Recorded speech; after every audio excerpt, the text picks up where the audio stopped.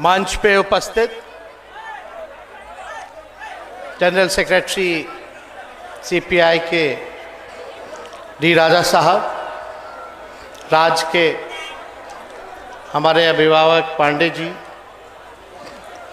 Party से विधायक सूर्यकांत पासवान जी और सभी हमारे सीपीआई के तमाम वरिष्ठ नेतागण, पदाधिकारीगण, यहाँ बिहार भर से दूर दराज से आए हुए हमारी माताएं, बहनें, बुजुर्ग, अभिभावक, हमारे नौजवान युवा साथी और सभी मीडिया के हमारे मित्र,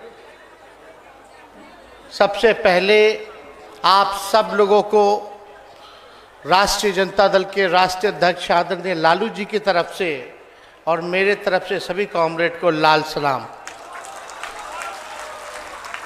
बहुत खुशी है और आज जो है ऐतिहासिक दिन है। ऐतिहासिक दिन इस बात को लेकर के कि जो चुनाव में हम लोगों का नारा था, पढ़ाई, दवाई, कमाई, सिंचाई, सुनवाई और कार्रवाई वाली सरकार देने का, और जो हम लोगों ने वादा किया था, जो हम लोगों का प्रण था कि महागठबंधन सरकार अगर बनेगी तो हम लोग बिहार के नौजवानों को 10 लाख सरकारी नौकरी देने का काम करेंगे। और मुझे खुशी है कि आज के दिन इस रैली का आयोजन हुआ है। हम सीपीआई के सभी पदाधिकारी, नेताओं को धन्यवाद देते हैं इस रैली के आयोजन का। और साथ ही साथ आप सब लोगों को खबर होगा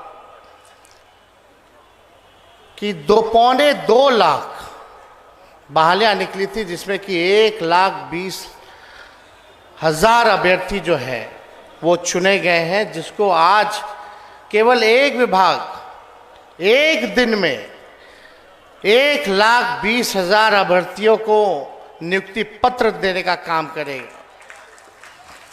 अभी सरकार को 14-15 महीने ही हो रहा है और 14-15 महीने में ही लगभग 4 लाख सरकारी नौकरियां जो है निकाली गई हैं, जिसमें कि आज नियुक्ति पत्र का भी कार्यक्रम शुरू हो गया है। इतनी जल्दी 2 महीने में समझिए कि आवेदन लोगों ने भरा, फॉर्म भरा, परीक्षा दिया और रिजल्ट भी आ गया और नियुक्ति पत्र भी वितरण हुआ है। देश के इतिहास में आज तक लाखों की तादाद में किसी एक विभाग ने नौकरियां नहीं दी होंगी। वो आज महागठबंधन की सरकार ने नीतीश कुमार जी के नेतृत्व में हम सब मिलकर के करके दिखाने का काम किया है। और ये सिलसिला रुकने वाला नहीं है। आप समझिए, जब 1 साल के भीतर ही हम लोग 4 लाख बहाली निकाल देंगे, ये तो 2 साल भाजपा वाले लोग बर्बाद कर दिया। नहीं तो कब का 10 लाख लोगों को जो है सरकारी नौकरी मिल गया होता। लेकिन आने वाले समय में जो हम लोगों का कमिटमेंट था, वो उस कमिटमेंट को हम लोग पूरा करेंगे। 10 लाख सरकारी नौकरी और उसके अलावा 10 लाख रोजगार की व्यवस्था जो कराने का ऐलान हम लोगों ने किया है, उसको हम लोग मिलकर के पूरा करेंगे। आज देश में जो माहौल है वो आप लोग सब लोग देख रहे हैं। कुछ लोग तलवार बांटने में लगे हैं, हम लोग कलम बांट रहे हैं। अब लोगों को चुनना है कि हिंदू मुसलमान की राजनीति करके जो लोग अपना राजनीति चमकाने का काम करते हैं, जो लोग भाई को भाई से लड़ाते हैं, धर्म से लड़ाते हैं, जात को जात से लड़ाते हैं, आज आप लोगों को तय करना है कि आप लोगों को उनका साथ देना है या जो लोग प्यार, एकता और जो लोग कलम बांटने का काम कर रहा है, सरकारी नौकरी देने का काम कर रहा है, कि आप लोग उनका साथ देने का काम कीजिएगा। यहाँ बिहार में चौमुखी विकास हो रहा है और बिहार की धरती ने हमेशा से देश को दिशा दिखाने का काम किया। आप लोग सब लोग जानते हैं, भाजपा के लोग जहां सत्ता में नहीं आते वहां सीबीआई, ईडी, इनकम टैक्स छोड़ देता है।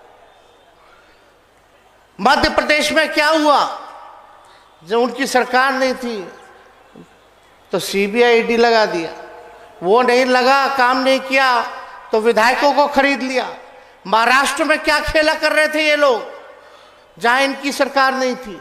झारखंड में क्या प्रयास कर रहे थे ये लोग, जहां इनकी सरकार नहीं थी। कश्मीर में क्या किए आप लोग सब लोग जान रहे हैं, यूनियन टेरिटरी घोषित कर दिया जहां इनकी सरकार नहीं थी। दिल्ली में क्या हो रहा है हम लोग, आप लोग सब लोग देख रहे हैं। तो जो ये लोग खेला खेल रहे थे, बिहार ने उल्टा इनके मुंह पे तमाचा मार करके हम लोग महागठबंधन का सरकार बनाया, बीजेपी को बाहर किए, यहां से बीजेपी को बाहर किए। ये देश की जरूरत थी, लोगों की मांग थी कि लोकतंत्र को बचाने के लिए, देश के संविधान को बचाने के लिए सभी विपक्षी लोगों को गोलबंद होना होगा। और वही अगस्त क्रांति के दिन पिछले साल हम लोगों ने फैसला किया, लालू जी ने, नीतीश जी ने, कि मिल करके महागठबंधन बना करके इन भाजपा लोग को बाहर करेंगे। और यही नहीं, बिहार से तो किया ही किया, और मिल करके सभी देश भर के विपक्षी लोगों को गोल बंद करके इनको देश के सत्ता से भी दूर करने का काम करना है। और इस रैली का उद्देश्य भी यही है।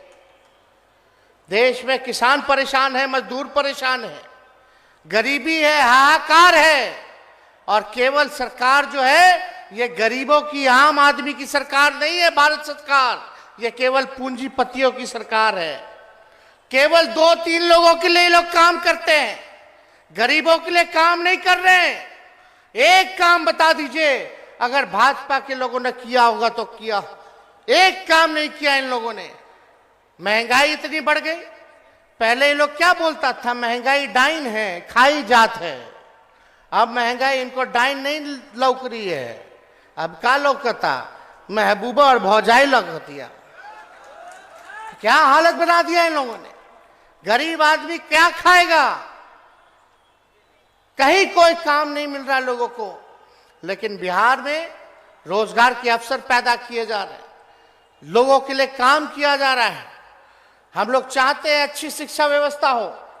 अब बच्चे से बीपीएससी ने परीक्षा लिया, शिक्षा का स्तर बेहतर होगा, पढ़ाइयाँ होंगी, केवल बहाली तो होगा, सोचिए लाखों लोगों के घर दिवाली मनेगा अच्छे से, और लाखों लोग तो छोड़िए, करोड़ों बच्चों का भविष्य सुनहरा होगा। ये काम हम लोगों की सरकार ने किया। पढ़ लिख लेगा, अधिकार मांगेगा, हम लोग काम कर रहे हैं हर एक तरीके से। और आप देखिए बिहार में कितना इस महागठबंधन सरकार ने काम किया है, ऐतिहासिक काम किया है 1 साल के अंदर। जाति आधारित गणना 1931 में हुआ था, उसके बाद कहीं नहीं हुआ। बिहार ऐसा राज्य है जहां जाति आधारित गणना कराया गया। बिहार ऐसा राज्य है जहां उसके पास अपनी आबादी का साइंटिफिक डेटा है, और इसके आधार पर हम लोग उसी हिसाब से कल्याणकारी योजना बनाएंगे। जहां जो पिछड़ा समाज है, जो गरीब समाज है, उसके उत्थान के लिए हम लोग योजना बनाएंगे।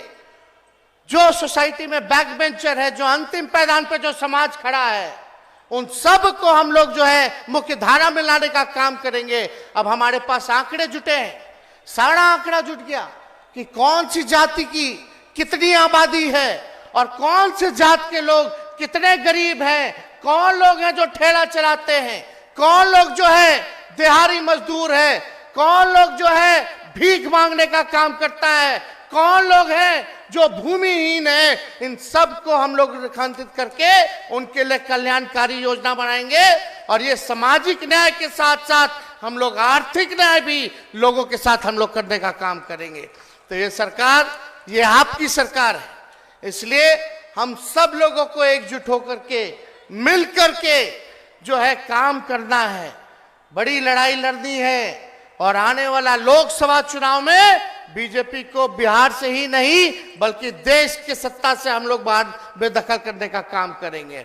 तो सब लोग एकजुट रहिए, और एकजुट रह करके लड़ाई लड़ना है। और इसमें हम लोगों के सब लोग पुराने साथी रहे, डी राजा साहब, हम लोग सब लोगों का प्रयास था कि सब विपक्षी दल जो है एकजुट हो जाए। एकजुट सब लोग हो गए, सब लोग अग्री कर गए। और अभी तो क्योंकि फिलहाल 5 राज्यों में जो है चुनाव चल रहा है और वहाँ सब लोग जो है व्यस्त है। इसके बाद हम लोग सब लोग बैठ करके सारे काम को तेजी से करेंगे, मिलजुल करके जो बात होगा तय हो जाएगा।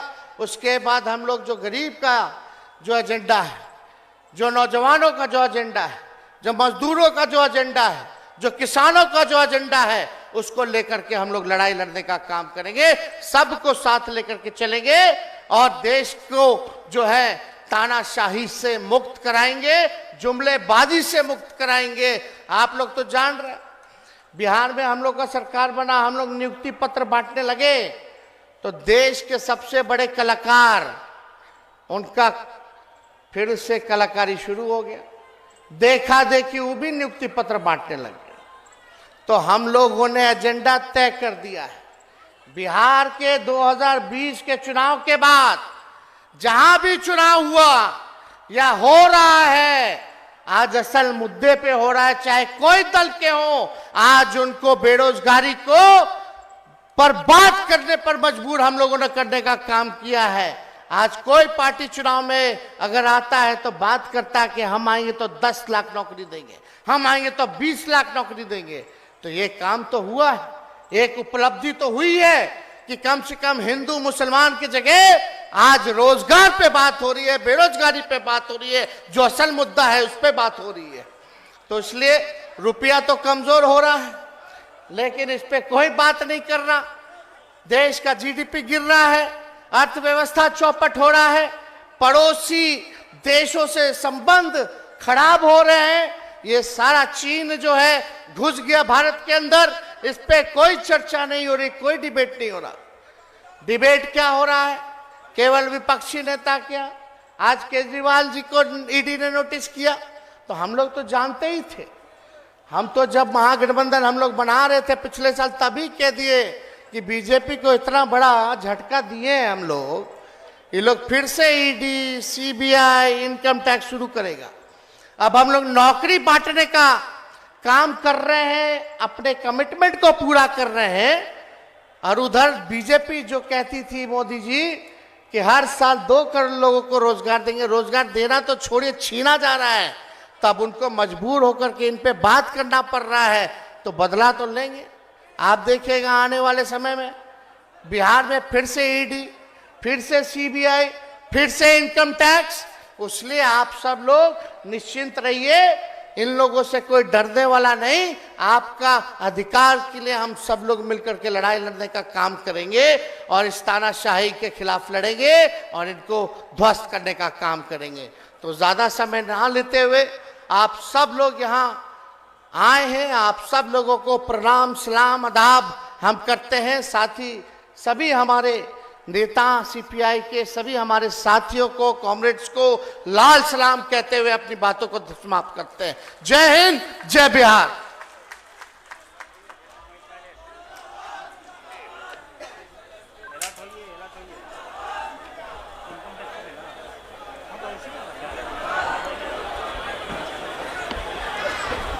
चलिए, तेजस्वी जी को हम लोग बहुत देर से प्रतीक्षा कर रहे थे, सुनना चाह रहे थे।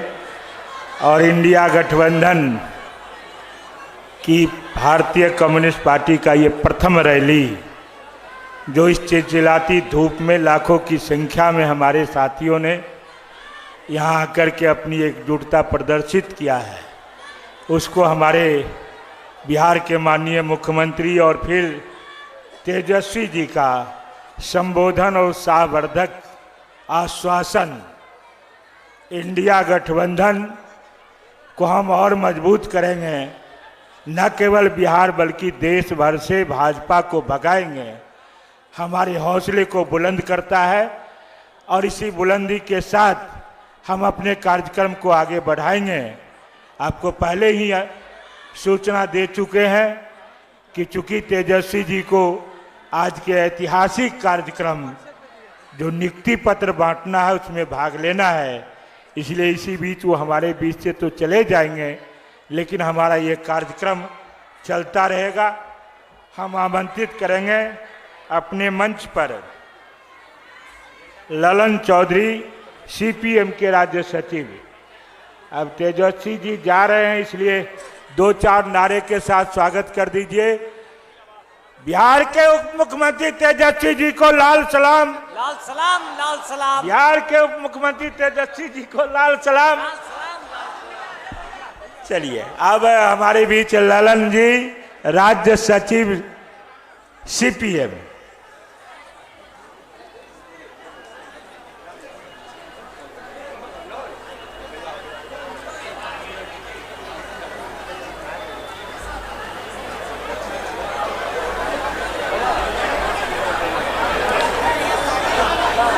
सभापति जी, इस सभा में मंचासीन भारतीय कम्युनिस्ट पार्टी के प्रखर नेता डी राजा साहब, तमाम उनके नेशनल लीडरगण,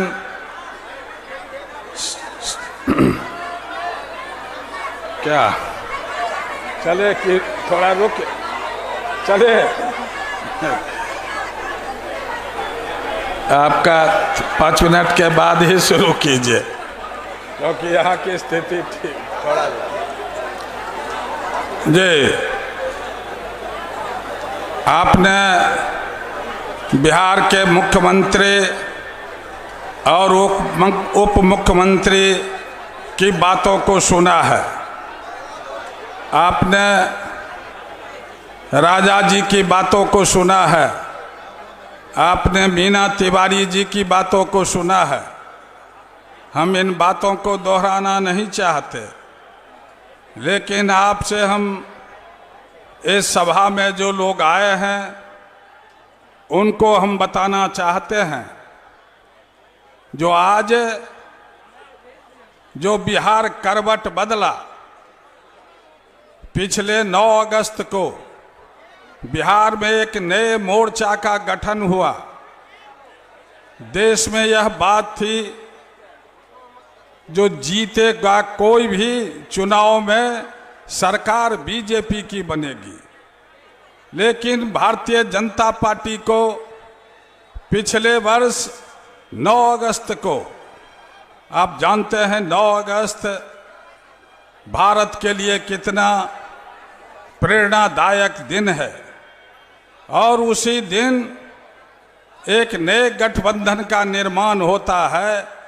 नीतीश कुमार जी भारतीय जनता पार्टी को छोड़कर इस गठबंधन के नेता बनाए जाते हैं, और जिस दिन यह गठबंधन बना, उस दिन से ही ये बिहार में एक बड़ी लड़ाई शुरू हो गई।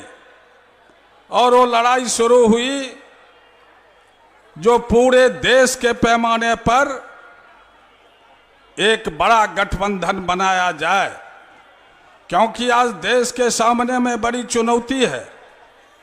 हमारा देश जिस बुनियादी ताकत से ब्रिटिश हुकूमत के खिलाफ लड़ा, वो हमारा राष्ट्रवाद क्या था? हिंदू, मुस्लिम, सिख, ईसाई आपस में सब भाई भाई। हम लोगों ने कॉन्स्टिट्यूशन बनाया था, बालिक मताधिकार के आधार पर बहुमत की सरकार बनेगी, लेकिन ये तमाम बातें ध्वस्त दिखती जग गई। संविधान खतरे में आ गया, जुडिशियरी खतरे में आ गया। देश के जो संसाधन और संपत्ति थे, LIC और बैंक, बड़े बड़े कारखाने, हथियार बनाने के कारखाने, हवाई जहाज का अड्डा, रेल, सेल, भेल, ये तमाम चीजों को इस सरकार ने 70 वर्ष के उपलब्धि में इसने बेच दिया, कुछ परिवार को हैंड ओवर कर दिया।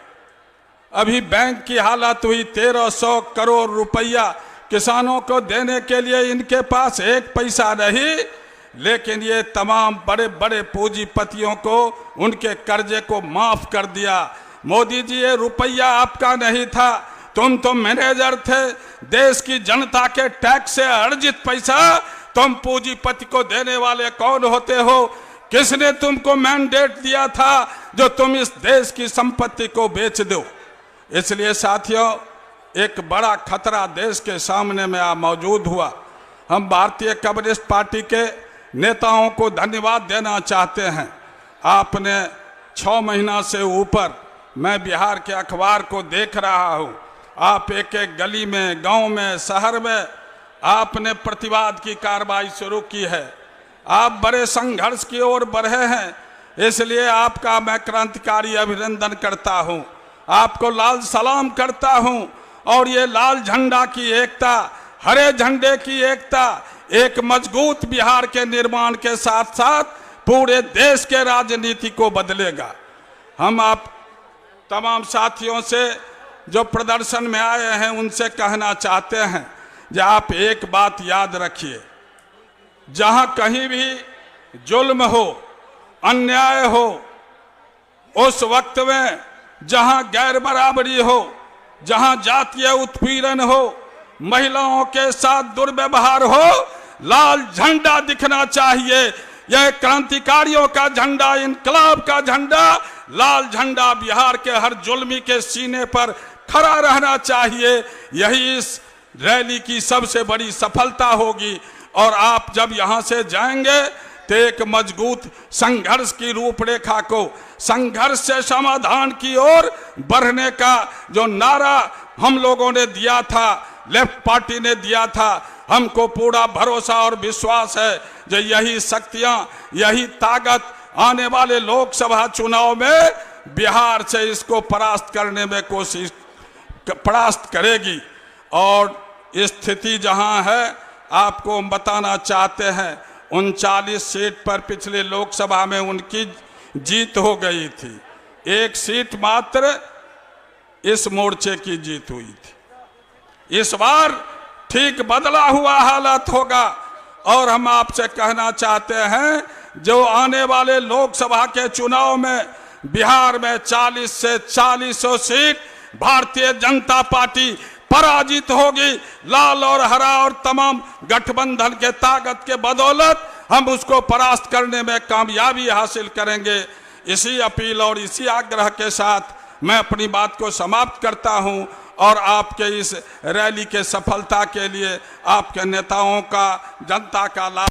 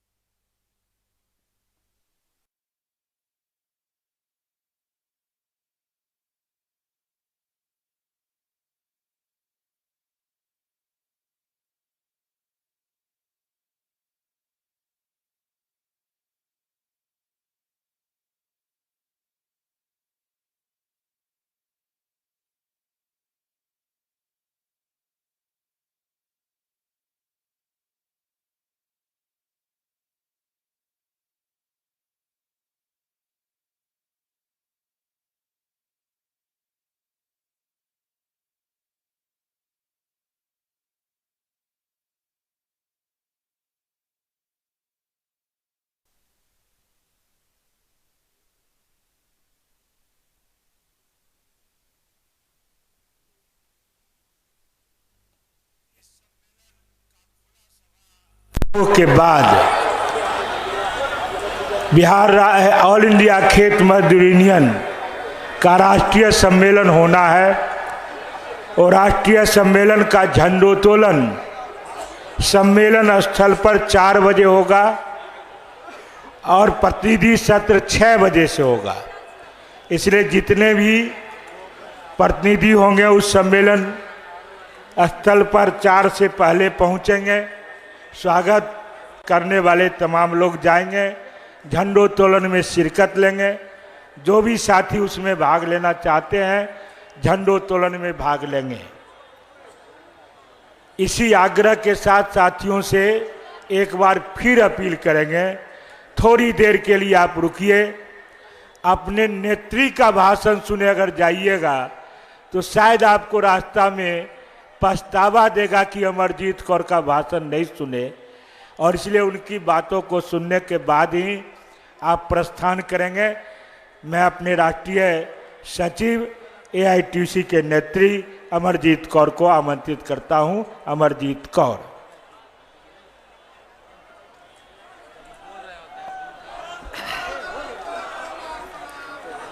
आज की इस सभा के अध्यक्ष साथी और हमारी पार्टी के महासचिव कॉमरेड डी राजा, मेरे सहयोगी साथी सचिव मंडल के कॉमरेड रामकृष्ण पंडा, राष्ट्रीय कार्यकारिणी के भी बहुत से सदस्य डायस पे हैं, BKMU के लीडर्स डायस पे हैं और हमारी बिहार राज्य पार्टी के हमारे साथी कॉमरेड राम नरेश पांडे जी के साथ उनकी पूरी टीम मौजूद है। और आप सभी दूर दूर कोने से आए हुए, खेतों से, खलिहानों से, फैक्ट्रियों से, सेवा क्षेत्र से, सभी मेहनत का शाबाम।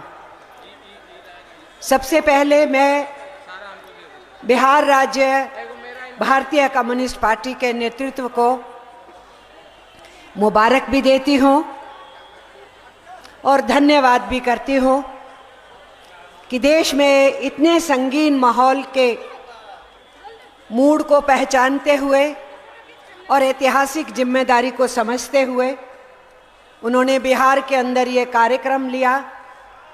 गांव-गांव, तालुक, फिर जिला और फिर राज्य स्तर का ये कार्यक्रम आयोजित किया।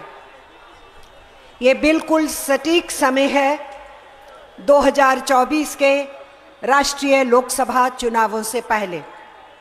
उसके लिए आप बधाई के पात्र हैं।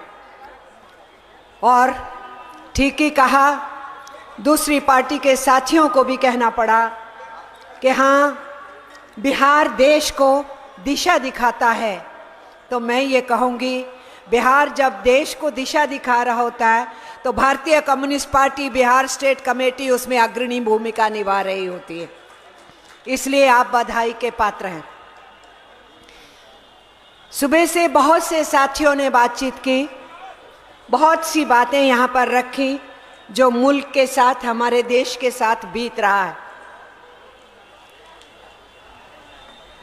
मैं उन्हीं बातों को आगे बढ़ा रही हूँ। सबसे पहले तो हम लोग कौन हैं? हम लोग जो झंडा डंडा उठा के, सत्तू पोटली में बांध के, कुछ ना कुछ खाने का अपने साथ लेके, सिर के ऊपर गठरी रख के चल देते हैं जब लाल झंडे का आह्वान आता है।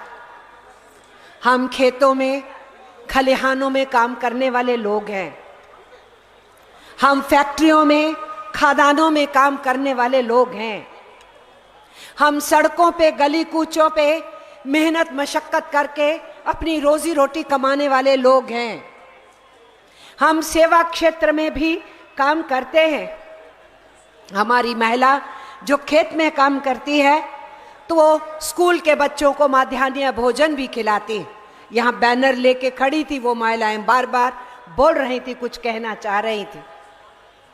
माताओं और बच्चों की केयर के लिए आंगनवाड़ी सेंटर भी चलाते हैं हम ही लोग आशा कर्मी भी हैं और लोगों की सेवा का ख्याल करते हुए, स्वास्थ्य का ख्याल करते हुए काम करते हैं।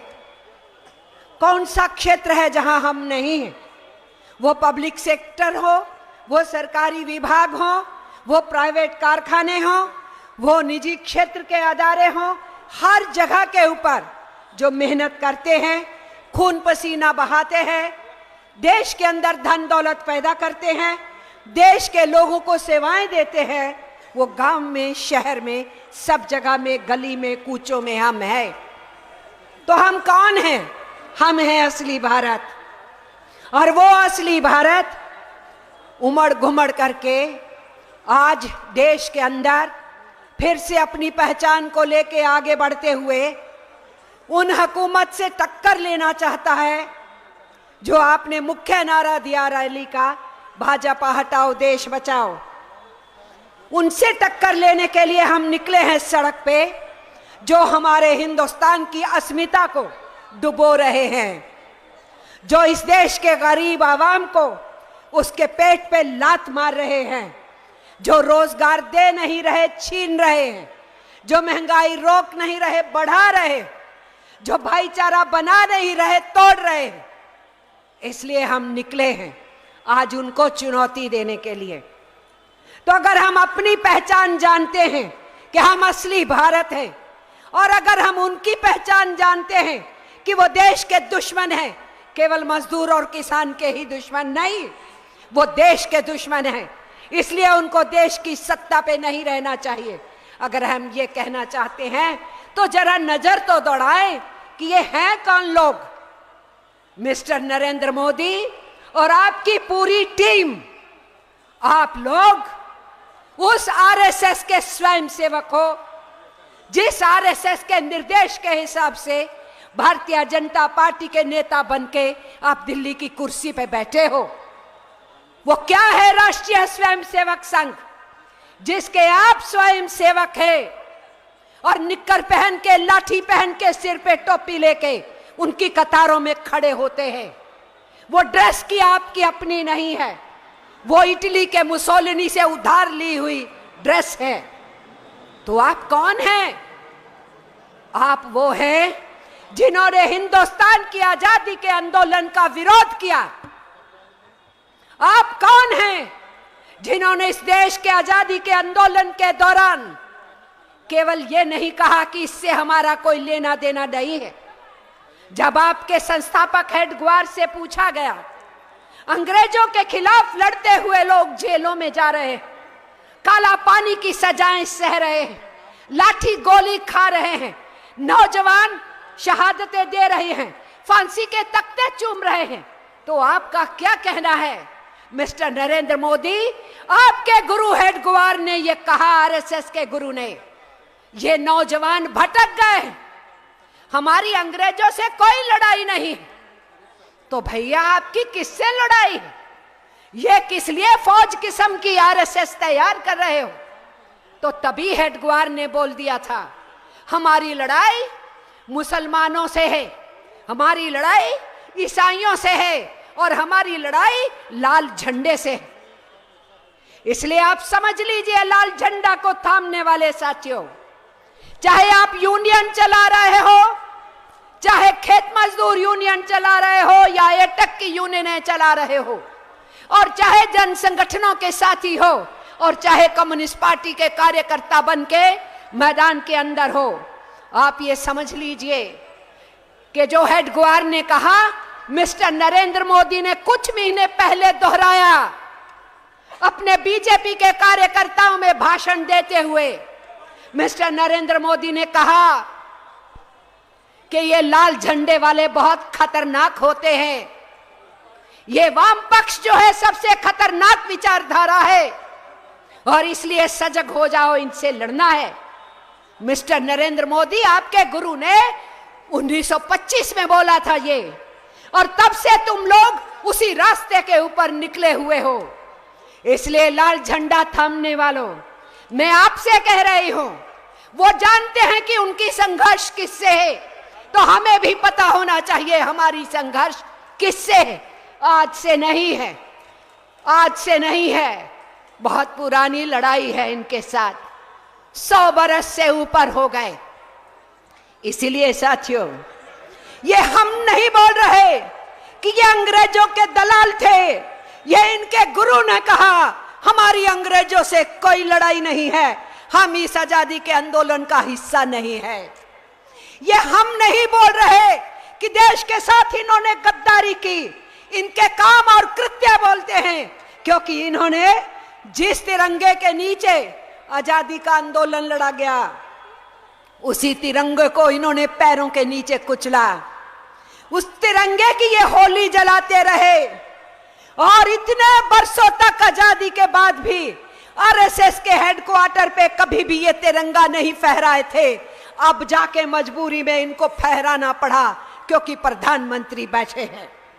और इसलिए हम ये कहना चाहते हैं कि एटक तो 1920 में बनने के बाद 1921 में पूरी आजादी का नारा मांगती है, और हसरत मोहानी एक कम्युनिस्ट लीडर कांग्रेस के सेशन में 1921 में पूरी आजादी देश को मिलनी चाहिए, ऐसा प्रस्ताव पास करो, बात उठाते हैं। जबकि अभी कम्युनिस्ट पार्टी तो 1925 में बनी थी, कम्युनिस्ट ग्रुप बहुत थे और अपने को कम्युनिस्ट कहने वाले हजरत मोहानी ने वो आवाज उठाई। और इस देश में जब पूर्ण स्वतंत्र का नारा तय हुआ 1928-29 में आजादी के आंदोलन के प्लेटफॉर्म से, उसका प्रतिरोध और विरोध आरएसएस ने किया। देश के अंदर आजादी के आंदोलन के साथ लगातार धोखाधड़ी करने के साथ साथ राष्ट्रीय स्वयंसेवक संघ का रोल इस देश में अफरा तफरी फैलाने का रहा, हमेशा हिंदू मुस्लिम डिवाइड का रहा। मिस्टर मोहित अमित शाह बार बार यहां आते हैं, आपके बिहार में ने सुना है फिर आने वाले हैं। जब पिछले चुनावों में वो आए थे तो बिहार की जनता ने और बिहार के पत्रकारों ने पूछा था कि आपने 15 लाख देने का वायदा किया था मिस्टर नरेंद्र मोदी ने हर परिवार को, वो कहां है?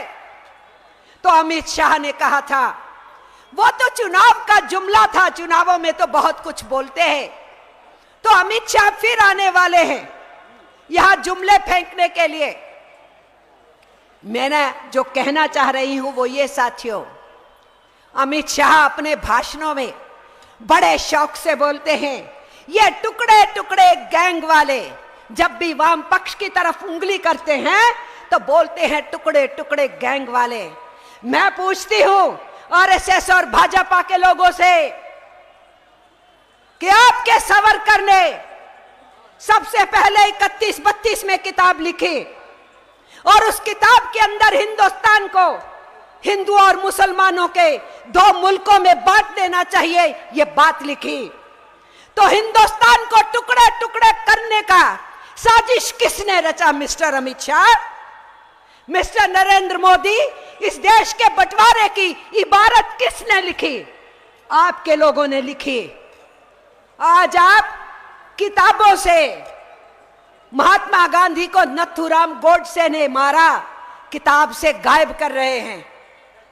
गांधी जी की हत्या के बाद सरदार वल्लभ भाई पटेल होम मिनिस्टर ने आरएसएस पे प्रतिबंध लगाया, आप किताब से गायब कर रहे हैं।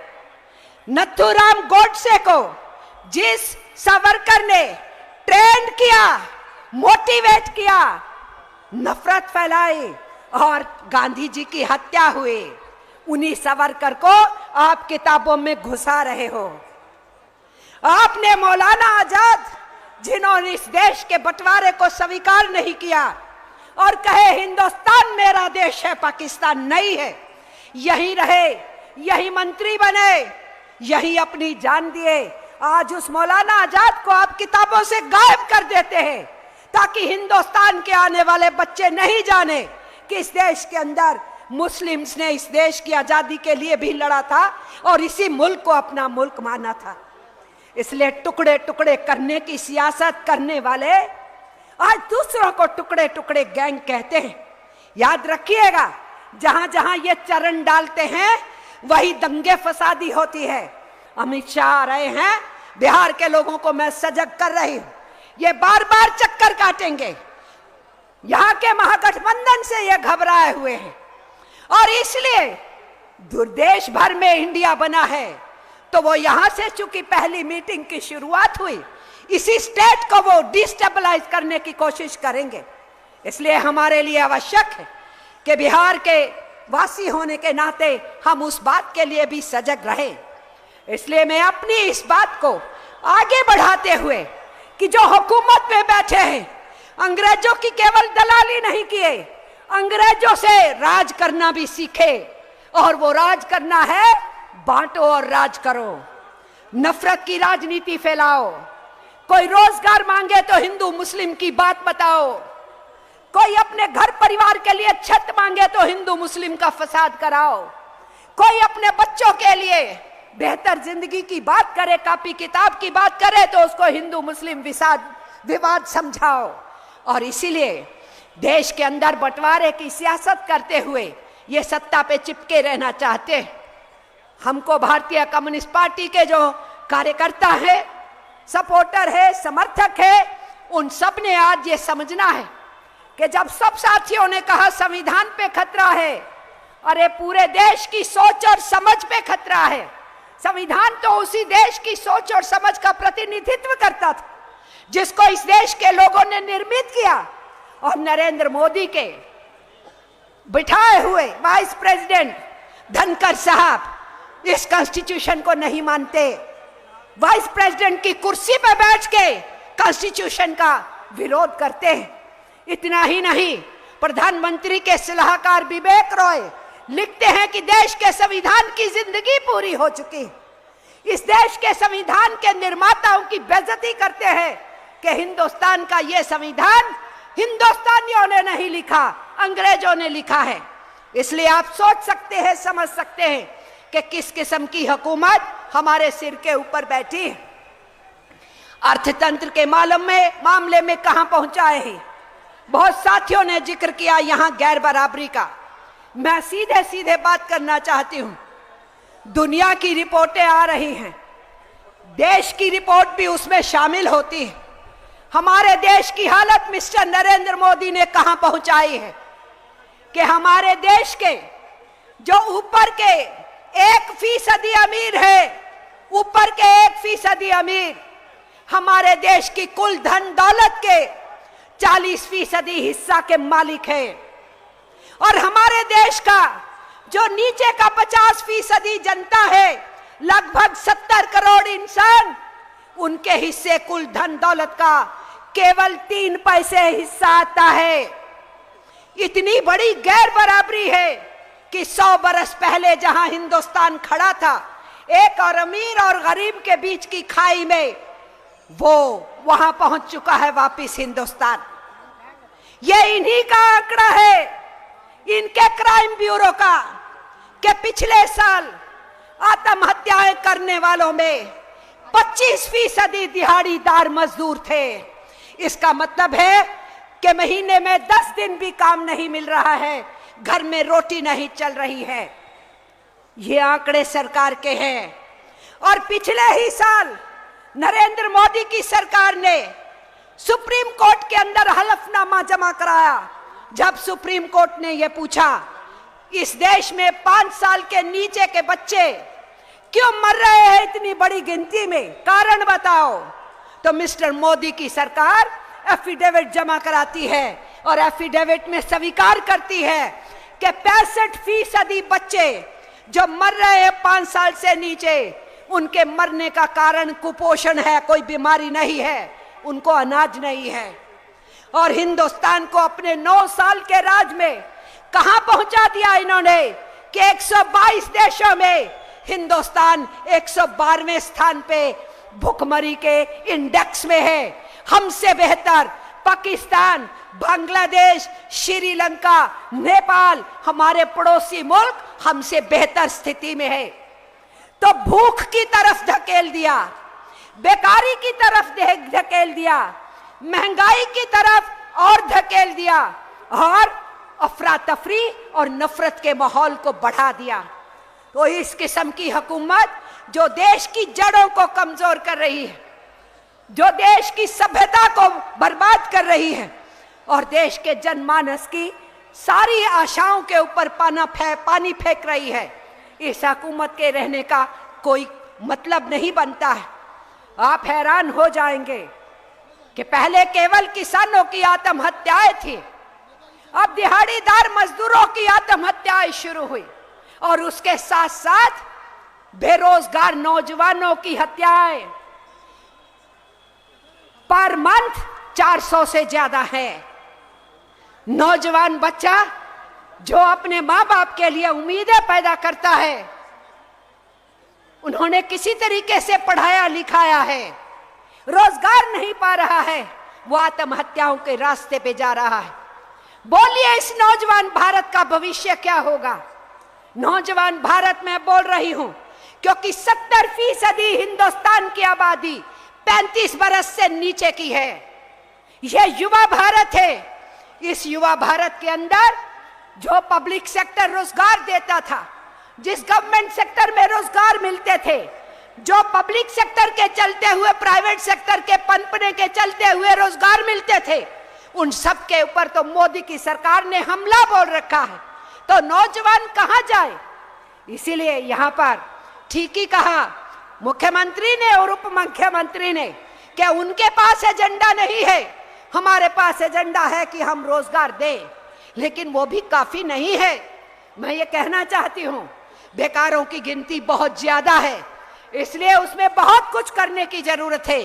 तो जो हुकूमत दिल्ली की सल्तनत के ऊपर बैठ करके हमारे सिर पे थुपी हुई है, उसी हुकूमत को नेस्तनाबूद करने का संकल्प पूरे देश भर में लिया जा रहा है।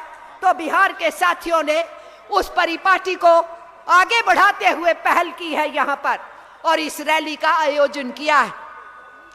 मैं भी बहुत लंबा समय तो नहीं लेना चाहती आपके बीच में, दूसरा कार्यक्रम शुरू होना है, पर मैं आपसे कहना चाहती हूं, समाज का हर हिस्सा प्रताड़ित है, पीड़ित है। उसके लिए जो भी आवाज उठाता है उसको ED, CBI, UAPA, sedition law, हर चीज दिखाई जा रही। जर्नलिस्टों के ऊपर हमले, मीडिया के ऊपर पूरा कंट्रोल, और फेक न्यूज बना करके लोगों को कब्जा करना, उनके कंप्यूटर, लैपटॉप, टेलीफोन छीन लेना, उसके अंदर बहुत सी चीजें घुसाना। हमारी बहन यहां बोल रही थी कि मिस्टर नरेंद्र मोदी की सरकार ने यूएनओ के अंदर ये स्टैंड क्यों लिया, तटस्थ क्यों रहे? ये तो प्रश्न है। तो ये देश की विदेश नीति के साथ खिलवाड़ कर चुके, ये अमेरिका और इजराइल के चौगड्डे के साथ हिंदुस्तान को खड़ा कर चुके, ये पूरी दुनिया में शांति दूत कहलाने वाले हिंदुस्तान की नाक कटा चुके। इसलिए ना ये देश के लिए माफिक है, ना ही विदेश नीति में माफिक है, और ये अमेरिका और उनके चौगड्डे के देशों के साथ अपनी अर्थनीति की सांझ कर रहे। विदेशी बैंक, विश्व बैंक और अंतर्राष्ट्रीय मुद्रा कोष की झोली में हिंदुस्तान की आर्थिक व्यवस्था को सौंपने में लगे हुए। इसलिए कौन सी हैरानी की बात है कि इनकी सारी नीतियां अडानी और अंबानी के घर भरने में लगी रहती है। दुनिया के कॉरपोरेट घराने हो या हिंदुस्तान के कॉरपोरेट घराने हो, वही इनके मित्र हैं, और आपके लिए सिर्फ शब्द है मित्रों, जब जब भाषण देना है मित्रों। इसलिए मेरा आपसे कहना है, और खास करके युवा पीढ़ी से कहना है, भगत सिंह को आइकॉन मानते हो, चंद्रशेखर आजाद को याद करते हो, तुम सुखदेव और राजगुरु को मानते हो, जितेंद्र दास भूख हड़ताल करते हुए जेल में शहीद हुए उसकी बात करते हो, राम प्रसाद बिस्मिल और अशफाकुल्लाह के सरफरोशी की तमन्ना का गीत गाते हो। आज फिर से समय है हम उस तरफ बढ़े, क्योंकि जो कुर्सी पे बैठे हैं उनके गुरु ने कहा था ये सब भटके हुए नौजवान हैं। आप ही के युवा आइकॉन्स को उन्होंने भटके हुए नौजवान कहा था।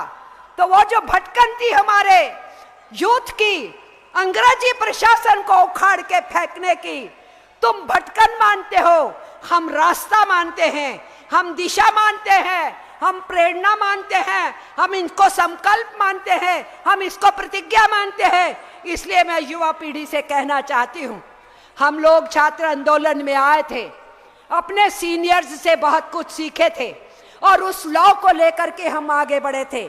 इसलिए मैं अपने छात्रों और नौजवानों से कहना चाहती हूँ, बहुत तेजी से युवा आंदोलन और छात्र आंदोलन को आगे बढ़ाने की जरूरत है, क्योंकि अगर हम इस आंदोलनों को आगे नहीं बढ़ाएंगे तो हमारे बेरोजगार नौजवानों को ये तलवार और भाले पकड़ा के सिर्फ कत्लेआम करने में लगाएंगे।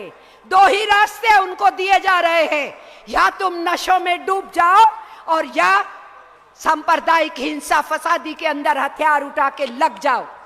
तो अपने युवा को अगर हमें बचाना है, उनको नया भविष्य देना है, तो हमें अपने संगठनों को मजबूत करना है, उसकी सोच को मजबूत करना है, उसको मैदानों में उतारना है। इसलिए वाम पक्ष के सभी युवाओं को मेरी अपील है, मैं केवल भारतीय कम्युनिस्ट पार्टी के साथ चलने वाले युवाओं की ही बात नहीं कर रही। इसलिए युवा पीढ़ी हिंदुस्तान के अंदर अगर आगे नहीं बढ़ेगी तो इस युवा भारत का भविष्य नहीं होगा। मैं आप सबसे ये अपील करती हूँ, जो यहाँ सब साथी आए, कि लौटने के बाद ये बैठने का समय नहीं है, आप ये कतई नहीं सोचिए कि कॉमरेड राम नरेश पांडे ने अपनी पूरी टीम के साथ मिलकर आपको एक कार्यक्रम दिया और आप गांव से लेके, जिला से लेके राज्य तक इस काम को संपन्न कर दिए तो काम संपन्न हुआ। काम संपन्न नहीं हुआ है, काम को आगे बढ़ना है और 2024 में भारतीय जनता पार्टी को हमेशा के लिए केंद्र की सत्ता से उखाड़ के फेंकना है और बिहार को सारी की सारी सीटें भाजपा से मुक्ति दिला के विपक्ष के INDIA को, इंडिया जो अलायंस बना है, उसकी झोली में डालना है। अगर बिहार के लोगों को यह करना है तो आप कॉमरेड्स को तो आराम करने का कोई समय नहीं है। कोई मीडिया आपकी कोई लंबी चौड़ी खबरें देगा, लोकल मीडिया वाले देंगे, सोशल मीडिया वाले देंगे, नेशनल मीडिया पूरे देश में इग्नोर करता है, करेगा, क्योंकि वो नरेंद्र मोदी के नाम पे उन्हीं का गोदी मीडिया मोदी मीडिया है। वो खबरें दिखाएंगे जो मिस्टर मोदी चाहते हैं, वो नहीं दिखाएंगे जो मिस्टर मोदी को उखाड़ फेंकने वाली ताकतें बोल रही हैं।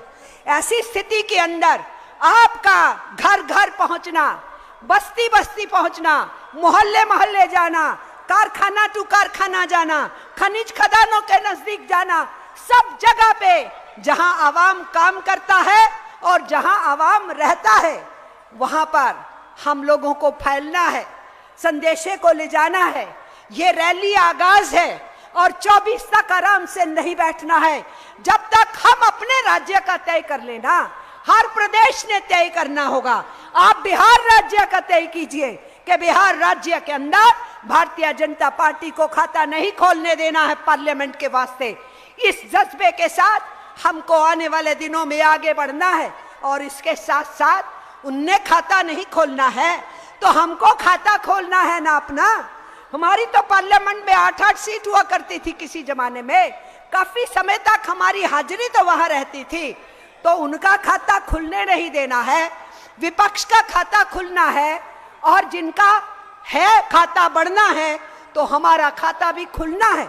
तो ये हमारा सोच और समझ रहना चाहिए, जिस सोच और समझ के साथ बिहार से इस रणनीति को लेके हम निकले और हम भी पूरे देश के अंदर जाके कह सके कि बिहार ने रास्ता दिखाया है और इसी तरीके से बड़े बड़े आयोजन करते हुए जनमानस तक संदेशा को पहुंचाते हुए हम अपने 2024 के संदेशा को पूरा करेंगे।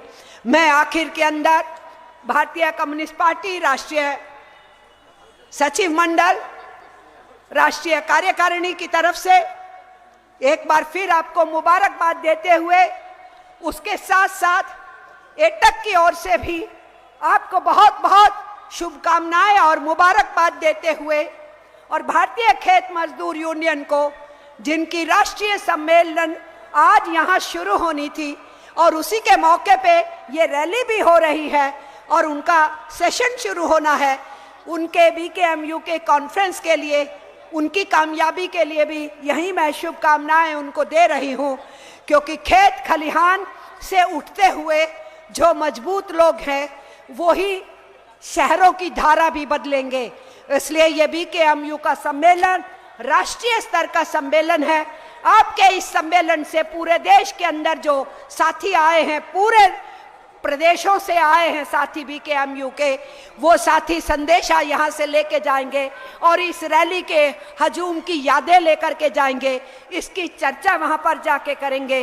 तो ये BKMU के कॉन्फ्रेंस के आयोजन का भी उनको शुभकामनाएं देते हुए मैं अपनी बात को समाप्त करती हूँ। याद रखिए, बिल्कुल याद रखिए एक बात, या हम नहीं और या मोदी नहीं, RSS नहीं, इसको आप याद रखिए, क्योंकि अगर ये 2024 में दोबारा बैठे तो हम और आपके लिए उसने स्थान जेल बनाया है। और अगर हमें अपने पूरे देश को बचाना है और स्वतंत्र सांसें लेनी है तो फिर मोदी नहीं, ये आर और पार की लड़ाई है और इस आर और पार की लड़ाई में अब रुका नहीं जा सकता, बैठा नहीं जा सकता, सोया नहीं जा सकता, चलना ही चलना है, बढ़ना ही बढ़ना है, संगठित करना है, लड़ना है और संघर्ष करना है, जरूरत पड़े तो कुर्बानी देना है। उसी रास्ते पे हम निकलेंगे।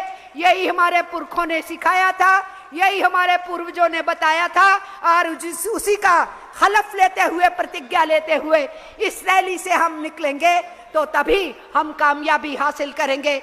आप सब साथियों को मेरा लाल सलाम। कम्युनिस्ट पार्टी जिंदाबाद, इंकलाब जिंदाबाद। जोर से नारा दीजिए, भारतीय कम्युनिस्ट पार्टी। ज्यादा जोर से बाहर खड़े हैं, मैं देख रही हूं बहुत साथी बाहर खड़े हैं, आप लोग भी जोर से बोलिए। पूरा यहां का शोर सब जगह जाना चाहिए। भारतीय कम्युनिस्ट पार्टी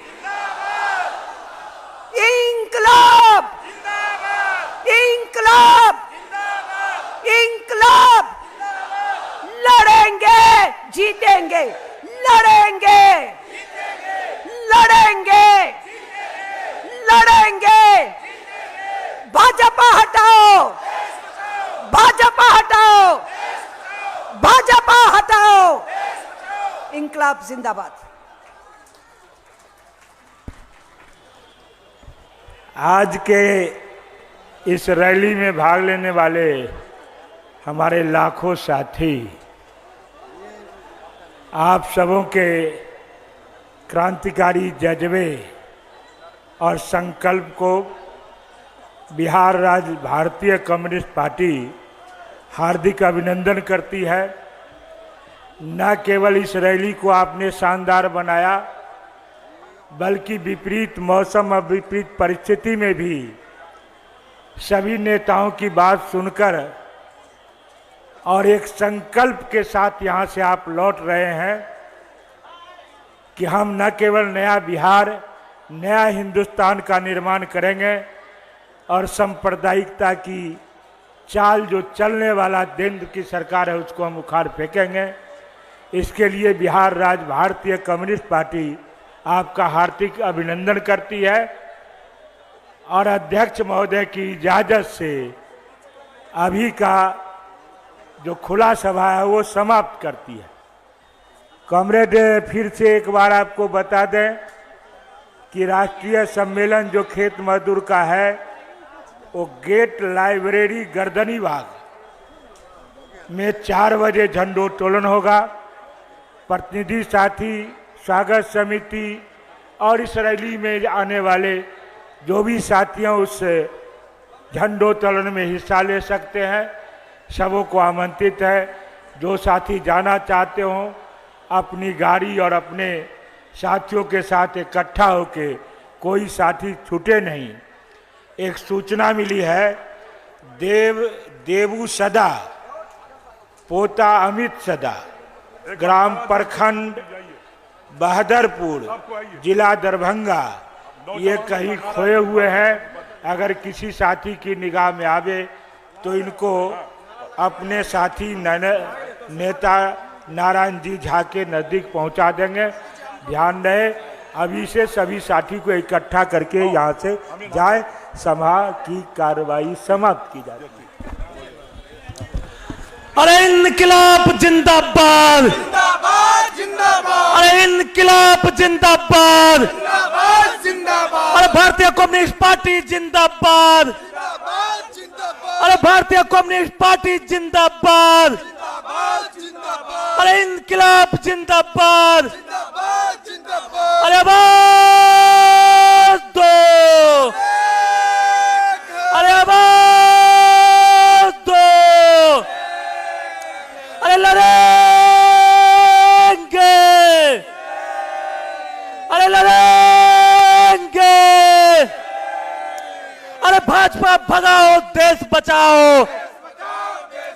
अरे भाजपा भगाओ देश बचाओ, अरे भाजपा भगाओ देश बचाओ, अरे भाजपा भगाओ देश बचाओ, अरे कम्युनिस्ट पार्टी जिंदाबाद, अरे भारतीय कम्युनिस्ट पार्टी जिंदाबाद, अरे भारतीय कम्युनिस्ट पार्टी जिंदाबाद, अरे भाजपा भगाओ देश बचाओ, अरे भाजपा भगाओ देश बचाओ।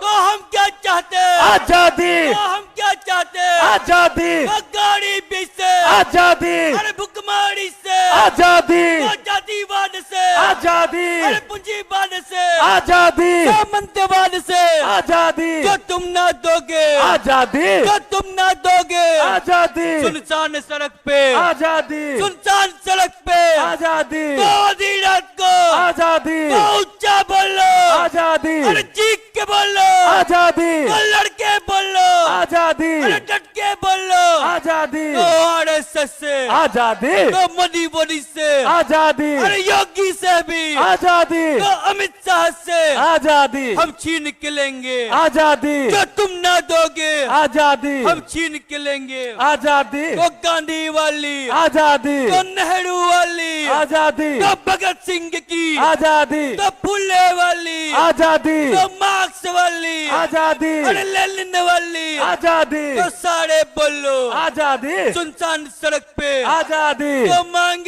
रही आधी आबादी आजादी, आजादी, तो मैं भी मांगू आजादी आजादी, आजादी, तो जातिवाद से आजादी आजादी, आजादी, अरे आरएसएस से आजादी आजादी, आजादी, तो मोदी से आजादी आजादी, आजादी, अरे आवाज दो।